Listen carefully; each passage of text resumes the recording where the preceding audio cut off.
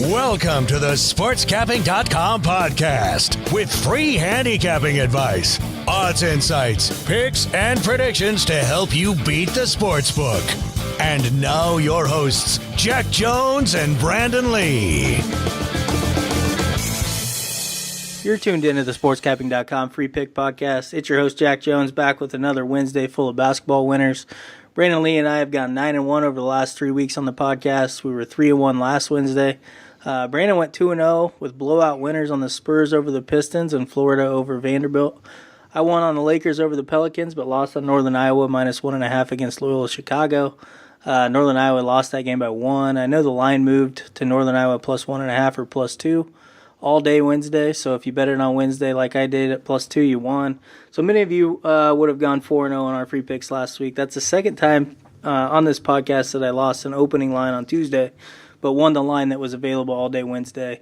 I've had to grade both of those as losses, despite the fact that I won my premium picks and my bets on both. But that's just how it goes. Brandon and I have fought back to 500 for the season. At 13-13, I'm 7-6. Brandon 6-7. But he's a perfect 5-0 the last 3 weeks. Keep up the good work, Brandon, and welcome back to the podcast. Hey, I was hoping that we would follow through with, early on when we said we would get this thing turned around, and we've done just that. And still a little bit more work, and we can deliver a profit here at the end. Yeah, it feels good to get it back, man. How are your premium picks going? Been really good here late. 61% over the last 25 days for all sports.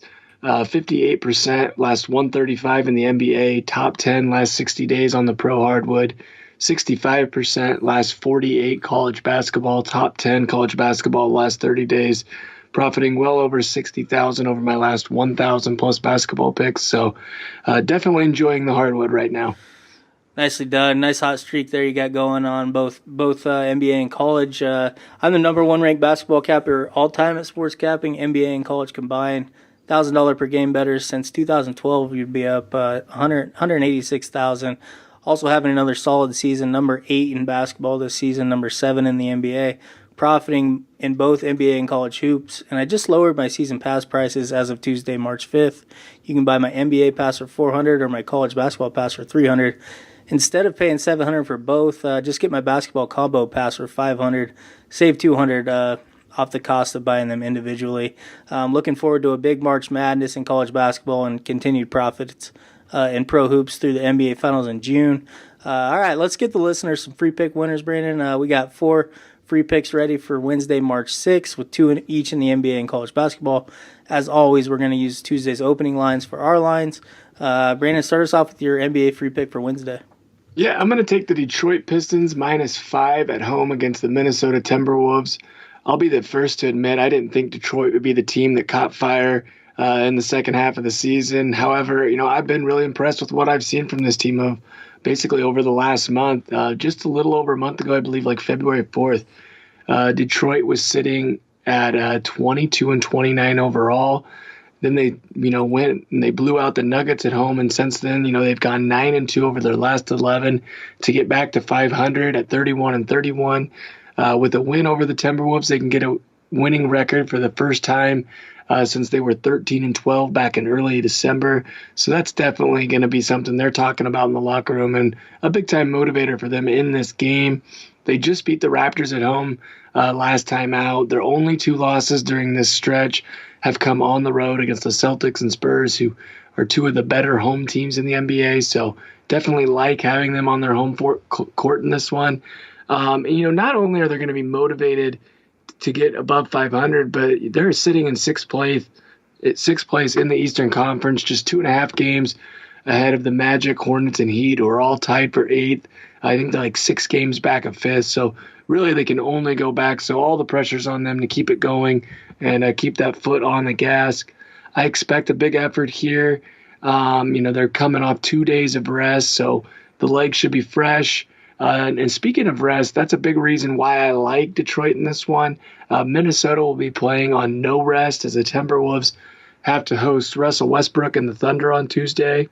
While they will just have played a game at home, they only had 1 day off after finishing up a three-game road trip. And this will be Minnesota's 8th game since returning from the All-Star break and they will have had to travel for all 8 games. They've not played in the same venue twice in a row, no 2-game homestands or anything since coming back from the break. So this is a tired team, and I think that really amplifies the back-to-back here. The Timberwolves are also 6 games back of the Spurs for 8th in the West with just 19 games left. And they got to leapfrog 2 teams to even, consider getting into the playoffs. I'm not so sure they haven't really thrown in the towel on that already. I definitely don't get a sense of urgency from this team. And, for a team that's 9-24 on the road compared to 20-10 at home, coming off a much bigger game against OKC, I just don't see them coming to play here. Pistons have covered 5 straight at home, 7-1 against the spread in their last 8 when playing on 2 days of rest, and are a perfect 7-0 in the last 7 meetings with the Timberwolves. So give me the Pistons -5. Yeah, I like this pick quite a bit here too, Brandon. The spot really favors the Pistons with the Timberwolves on the back-to-back and 3rd and 4, and the Timberwolves just 9-24 on the road, 1-8 their last 9 road games. Only win coming at the Knicks. Pistons are surging right now, like the way they're playing. Upset home wins over the Nuggets and Raptors recently. Detroit's also the fresher team by far, coming in on 2 days rest. Pistons have had the Timberwolves number 7-0 straight up, 7-0 against the spread the last 7. There's just really not a lot to not like about this pick. So I'll be on it as well, Brandon. Nice call here. Yep, I'll be definitely rooting for a very high scoring and maybe even overtime or 2 for Detroit in this, or Minnesota tonight. Yeah.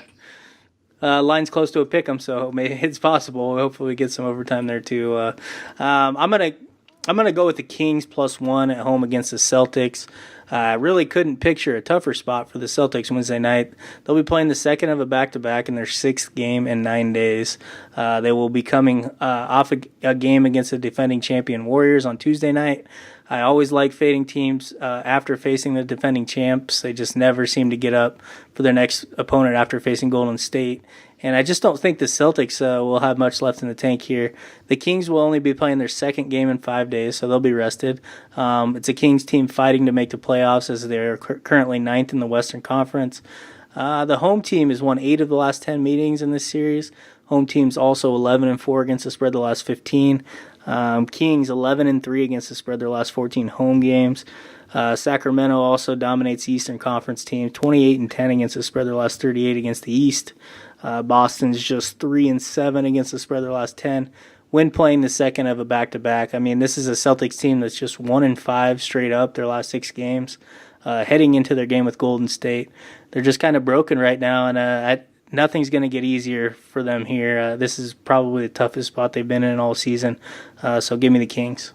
Yeah, not a bunch of disagreement here for me. I definitely would not be betting against Sacramento in this spot. Like you just said, Boston really just seems to be broken right now. They just, Gordon Hayward has not put up what everyone thought he would, like the numbers that we expected, but it's probably a little too premature on that. He'll probably be the player next year. But still, you would think Boston would be a lot better than what they've shown. And this is a team you would think that would be getting better right now and not getting worse, which is kind of what we've seen. And I'm just not so sure that there's just some, difficulty in the locker room with Kyrie Irving. I know no one said anything, but the guy takes a ton of shots, and he's just not produced, I guess, at the level I would expect. And I just don't think he's the premier guy of a team, and I think he's already got his mind made up that he's going to New York, and this team just is not playing well, so I'm definitely on board with this one. Yeah, there's something wrong there with that whole Irving situation. They seem to play better without him. So, until they get that fixed, that's probably just a good time to keep fading them. I liked your big blowout winner on Florida over Vanderbilt last week. What do you got this week in college basketball? Yeah, I'm going to take the Rutgers Scarlet Knights +1.5 at home against the Penn State Nittany Lions out of the Big Ten. I've been on this Rutgers team quite a bit this year, and simply put, there's no reason they should be a home dog in this matchup against Penn State. Scarlet Knights have the better record inside conference play. They're 7-11 in the Big Ten, a full 2 games ahead of the Nittany Lions, who are 5-13. They also beat Penn State on their home floor, winning 64-60 as a 7-point road dog back in late January. I just think a lot of people overlook how well this Rutgers team's been playing. The Scarlet Knights come into this one off back-to-back wins, the most recent being a 14-point victory at Iowa as an 8.5-point dog. They're in a position here to get a first-round bye in the Big Ten tournament, and they've already guaranteed to finish out of the basement of the Big Ten standings for the first time since joining the conference. It's not just these last two wins that, have me excited about this team. They're 6-5 in their last 11 overall, and they've really been competitive in, I think, all but maybe one loss. I think that's a 14-point loss to Ohio State. Every other game they've really been in, and I get Penn State's been playing well here of late, but, they had their 3-game winning streak snapped last time out in a crushing 57-61 loss at Wisconsin, a game they have to feel they let get away. I just think that's a difficult loss for them to bounce back from, as there's just not a lot left for this team to play for outside of a miracle run in the Big Ten tournament. They're just 2-9 straight up in true road games as well. So, maybe had they won against Wisconsin and had a winning streak going, I might not like this game as much, but I really just feel like this is a flat spot. They've got their final home game of the season coming up, so that's senior day for them. Speaking of that, this is the final home game for Rutgers, so that's another little extra motivation for this team. I not only think they're going to win this game outright, but I think they win here by double digits. So give me Rutgers plus 1.5. Yeah, Rutgers is a team that's made me a lot of money during their 6-0 against the spread run here. Won on them with upset wins over Northwestern and Iowa. Also on their easy cover is 16.5-point dogs at Michigan State. I wish I would have taken them every game, but I've certainly had my eye on them at least on 3 of those games. Penn State is also that hot team, though, man, going 7-0-1 against the spread their last 8. They've also gone 5-3 straight up with their only losses. Coming on the road to Wisconsin by 4, Ohio State by 4, Purdue by 12. But they covered the spread in all those games, pushed against Purdue. Just a tough game for me to call because both teams are playing so well. And, if Rutgers had lost the first meeting at Penn State, I think I would like them a lot more here. But the fact that Rutgers beat Penn State on the road definitely gives the Nittany Lions a little bit of something to play for with revenge. And, the road teams won 4 of the last 5. So I'm just saying certain things that I saw that are going to keep me off of Rutgers when I initially was surprised that they were home underdogs. So I won't be on this game one way or the other. But I'm going to root you in here, Brandon.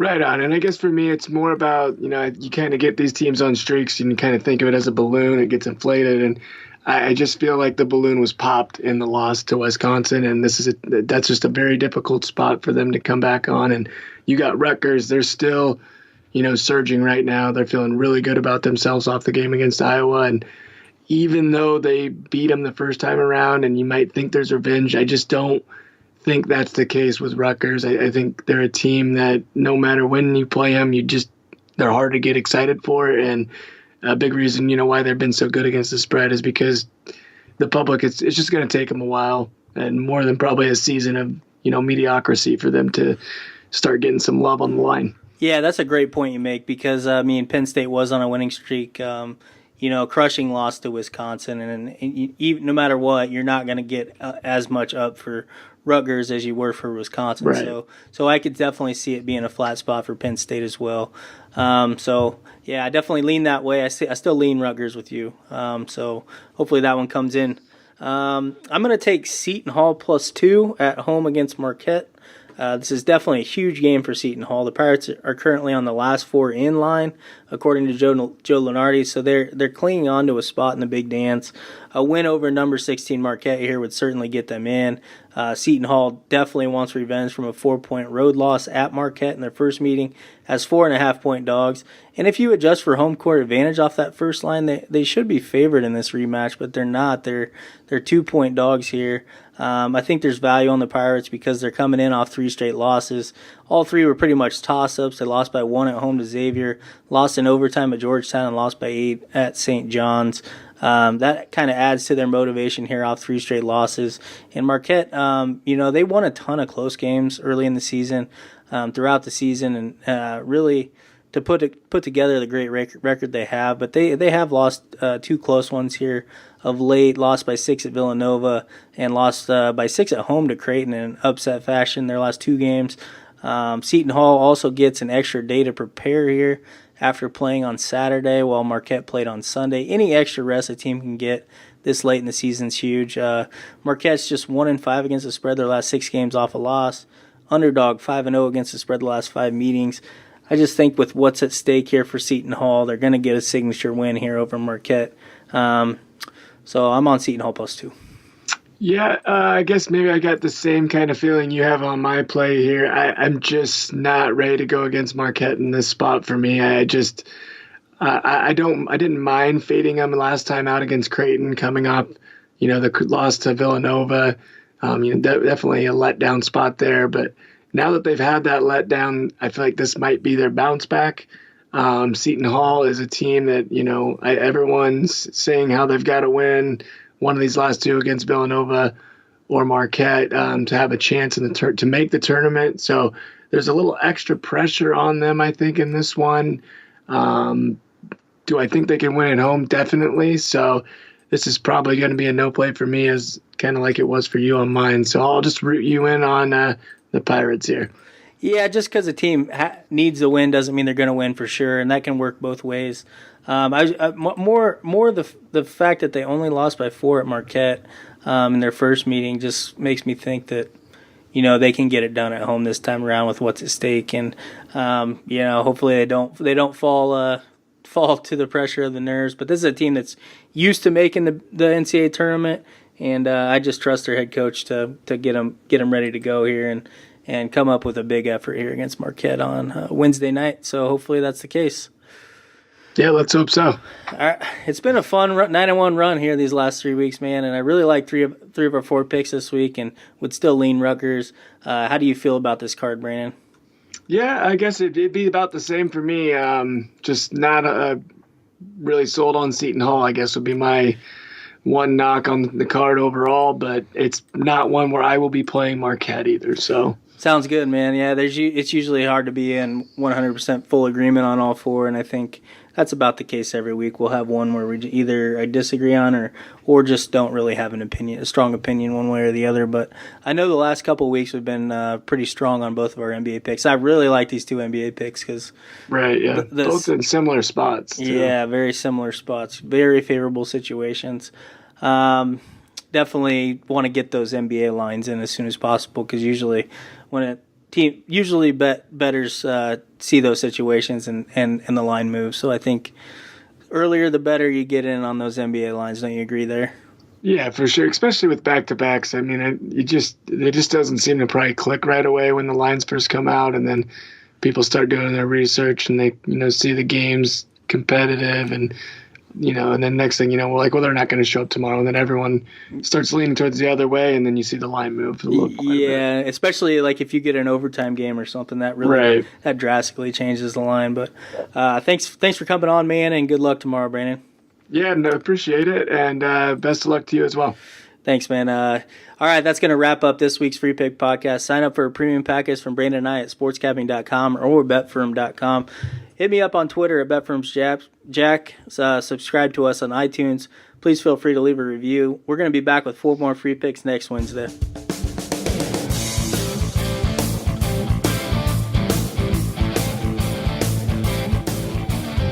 Thanks for listening to the SportsCapping.com podcast. For more free picks and predictions, be sure to visit us at SportsCapping.com.